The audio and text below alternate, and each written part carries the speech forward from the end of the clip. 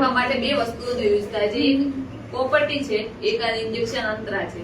Injection અંતરા એ 3 મહિને લેવાનું હોય છે. બાળક ધવરાવતા હોય, કઈ બી કરતા હોય તો કોઈ આડઅસર થતી નથી. બાળકને ડિલિવરીના 7-8 દિવસ પછી તમે આ ઇન્જેક્શન લઈ શકો છો. બ્રેસ્ટ ફીડિંગ બાળક આવતું હોય તો એનાથી બાળકને કોઈ આડઅસર થશે નહીં. 3 મહિને લેવાનું હોય છે. એનાથી તમારે પીરિયડ થોડા લેટ થશે પણ એનાથી કોઈ આડઅસર થશે નહીં. જ્યારે બીજી પ્રેગ્નન્સી રાખવી હોય તો એનાથી 10 મહિના પછી એની બીજી પ્રેગ્નન્સી રહેશે. જલ્દીથી પ્રેગ્નન્સી રહેશે ને ઇન્જેક્શન બંધ કર્યા એટલે એનાથી કોઈ ગભરાવાની જરૂર નહીં. આ સારું છે ઇન્જેક્શન, એની કોઈ સાઈડ ઇફેક્ટ થશે નહીં, શરીરમાં કોઈ ચેન્જીસ આવશે નહીં. તમારા બાળકો માટે પણ સારું રહેશે.